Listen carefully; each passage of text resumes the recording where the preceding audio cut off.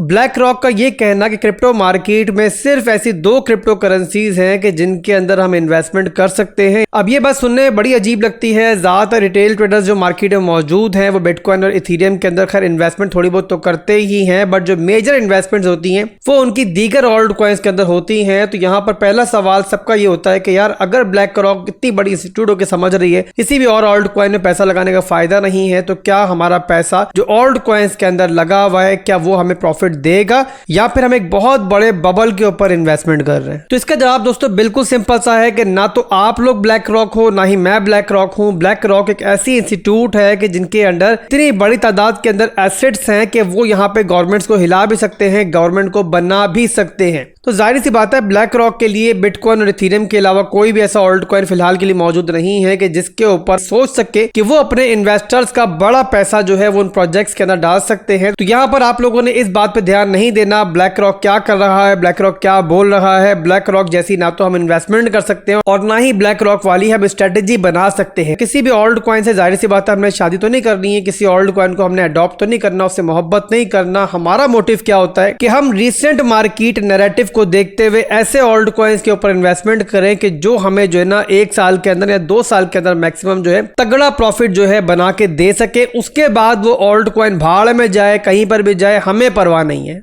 तो इसी चीज को देखते हुए दोस्तों इस पूरी बेयर मार्केट के अंदर जो पहले गुजरी है और अब यहाँ पर जो ट्रेंडिंग मार्केट स्टार्ट हुई है इसके अंदर मैंने क्या चीज देखी है कि कौन सा ऑल्ट कॉइन किस नैरेटिव के तहत चल रहा है, उसके नैरेटिव को कितनी मकबूलियत मिल रही है, कितनी कबूलियत मिल रही है, और उसी को देखते हुए फिर हम इन्वेस्टमेंट करते हैं। और उसके बाद जब रैली आएगी जाहिर सी बात है टॉप पर हम एग्जिट करने की ट्राई करेंगे। उसके बाद वो ऑल्ट कॉइन जहां पर भी जाए हमें परवाह नहीं होगी। तो बहरहाल दोस्तों इसी चीज को देखते हुए आज की वीडियो में 4 मैं आपको ऐसे ऑल्ट कॉइन बताने जा रहा हूं कि जो मौजूदा मार्केट को देखते हुए और अपने नैरेटिव को देखते हुए हम कह सकते हैं कदरे यहां पर महफूज इन्वेस्टमेंट हो सकते हैं। यानी कि जो इन्वेस्टमेंट हम इन ऑल्ट कॉइन्स के अंदर करेंगे हम कह सकते हैं कि ये इन्वेस्टमेंट जो है ना हमारी स्ट्रॉन्ग ऑल्ट कॉइन्स के अंदर है और दीगर ऑल्ट कॉइन्स के मुकाबले में हमें ज्यादा तौका है कि इस ऑल्ट कॉइन से हमें 100x ना सही बड़ा ऐसा प्रॉफिट मिल जाएगा कि जिसको लेकर हम खुश भी होंगे और एक अच्छा माल जो है हम इसके थ्रू बना लेंगे।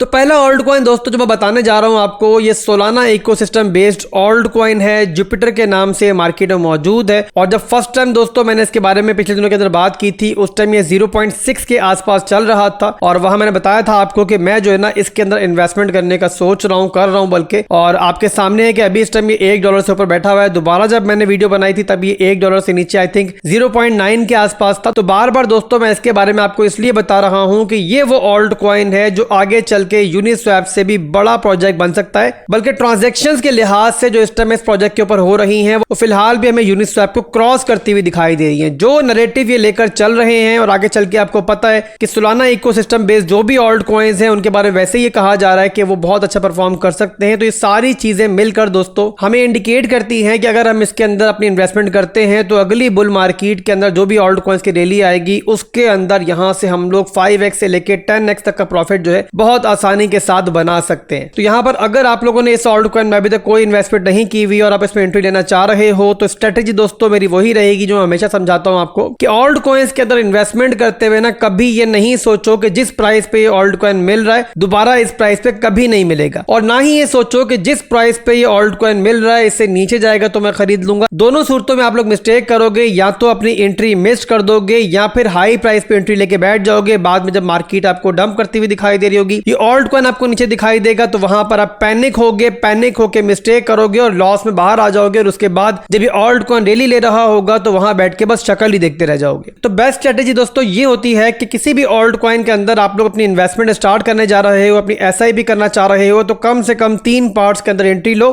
जैसे कि पहली एंट्री आप यहां पे ले सकते हो, उसके बाद आपको मार्केट अगर मौका दे तो DCA करो। आगे चल के जो भी सूरत हाल बनेगी जाहिर मैं आइंदा भी आपको गाइड करता रहूंगा। तो ये हो गया दोस्तों हमारा आज का पहला ऑल्ट कॉइन। उसके बाद दोस्तों अगला जो ऑल्ट कॉइन मैं बताने जा रहा हूं इसके बारे में बहुत बार बात कर चुका हूं और इसके अंदर दोस्तों जो मेरी एंट्री बनाई थी मैंने बहुत पहले बनाई थी, लगभग 0.6 के आसपास बनाई थी। उसके बाद $2 से ऊपर गया, अब दोबारा दोस्तों उसी रेंज से करीब पहुंच चुका है और पिछले दिनों के अंदर दोबारा ये 0.6 से नीचे भी लगभग गया था। तो ये वो ऑल्ट कॉइन है दोस्तों कि जो मौजूदा मार्केट के अंदर अभी तक उस पोटेंशियल के साथ पंप नहीं किया कि जिस तरीके से हम इसे एक्सपेक्ट कर रहे हैं। बट याद रखें दोस्तों ये सब कुछ वैसा ही कर रहा है और उसी डगर पे चल रहा है जो कुछ सोलाना ने किया था, तो इससे दोस्तों मेरी एक्सपेक्टेशन अच्छी है। बट यहाँ पर दोस्तों मैं एक चीज ऐड करना चाहूंगा, आर्बिट्रम, एप्टोस और ओपी दोस्तों तीन ऐसे ऑल्ट कॉइन है जो तीनों लगभग सेम ही है। और आपको पहले बता चुका हूं दोस्तों कि तीनों के तीनों जो है थोड़े थोड़े मेरी एसआईपी लिस्ट में शामिल है। तो आप लोग भी चाहो तो जो इन्वेस्टमेंट आप लोगों ने आर्बिट्रम में करनी है, आप करने का इरादा रखते हो, उसको 3 पार्ट्स में डिवाइड करो और आर्बिट्रम में, एप्टोस में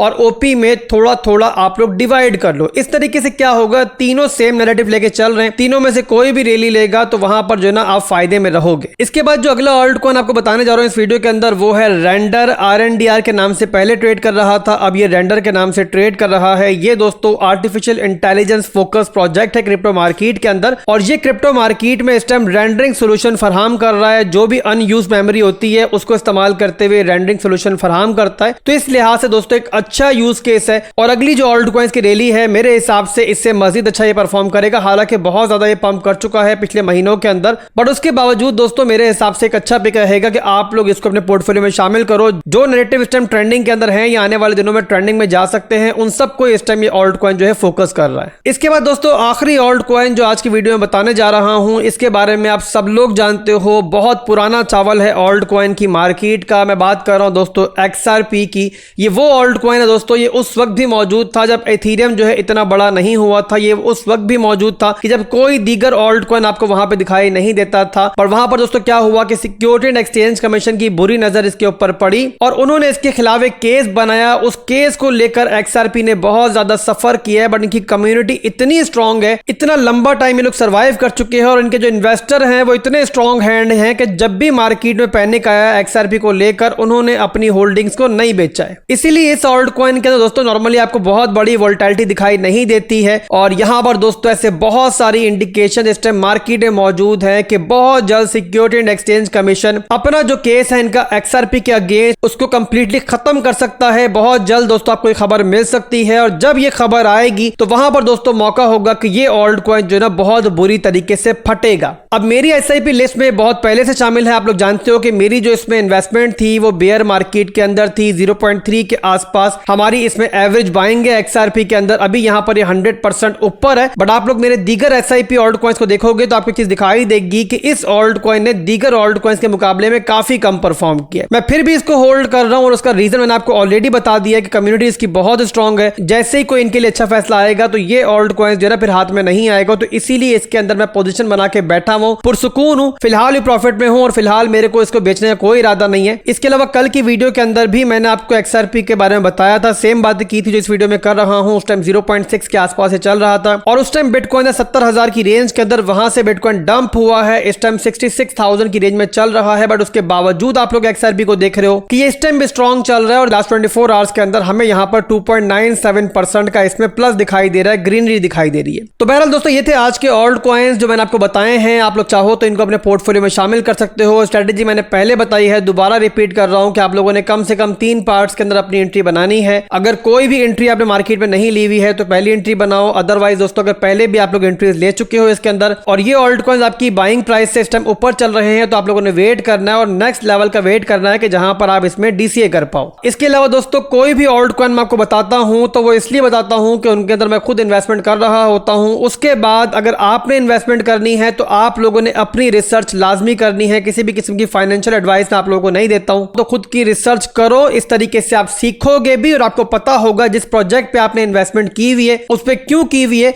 और इस तरीके से क्या होगा किसी भी बुरे हालात के अंदर आप पैनिक नहीं करोगे। तो आज के लिए दोस्तों बस इतना ही था, फिर मिलेंगे इंशाल्लाह बहुत जल्द। दुआओं में याद रखिएगा। अल्लाह हाफिज।